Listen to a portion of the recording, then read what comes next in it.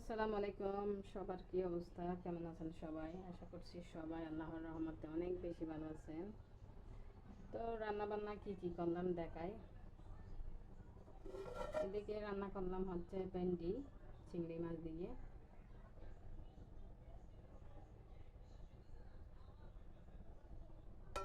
পাতলা ঝোল দিয়ে করছি আর কি, হালকা ঝোল দিয়েছি যেহেতু চিংড়ি মাছ দিয়ে রান্না করছি।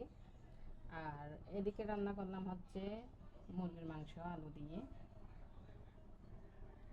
মুরগির মাংস আলু দিয়ে এভাবে ঝোল করে রান্না করলে ভীষণ পছন্দ করে বাচ্চারা, যেহেতু দেশি মুরগি ছিল এই জন্য একটু ঝোল করছি। সাথে দিলাম দেশি আলু, এই যে সিদ্ধ করা আলু দিছি।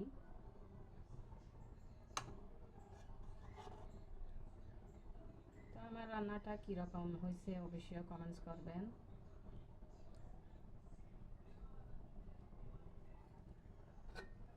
রমজানের দিন আসলে এত বেশি খাওয়া যায় না, দেখা যায় সব কিছু থেকে একটু একটু থেকে যায়। কালকের অনেকগুলা তরকারি থেকে গেছে। এই যে এদিকে এটা কি গরুর মাংস একটু থেকে গেছে। এদিকে আবার আলু ভর্তাও করছিলাম, একটু আলু ভর্তা। আর এদিকে মনে হয় মাছ একটু থেকে গেছে। আর এদিকে হচ্ছে একটা শুটকির তরকারি মিক্স, ওটাও একটু করে আছে। তো আমার রান্না বান্না এতটুকু।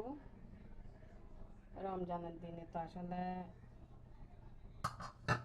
সেহেরিতে খাওয়া হয়, আর ইফতারের পরে তো আর খাওয়া হয় না, ভাত খাওয়া হয় না, এই জন্য মানে দেখা যায় সব কিছু একটু একটু করে থেকে যায়।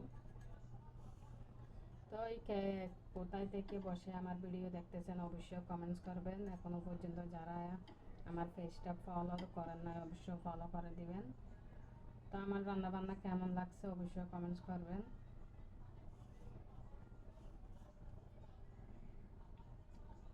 আসলে কয়েকদিন পরে তো ঈদের জন্য আবার গ্রামের বাড়িতে যাব, এই জন্য মানে সব কিছু একটু একটু করে গোছাচ্ছি আর কি। মেহেদির মাদ্রাসা বন্ধ দিলে আমরা ইনশাল্লাহ বাড়িতে চলে যাব।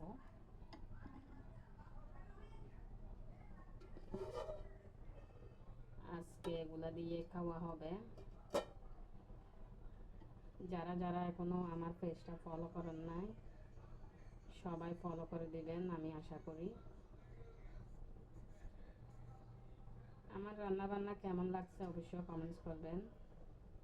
সবাই ভালো থাকবেন, সুস্থ থাকবেন। আসসালামু আলাইকুম।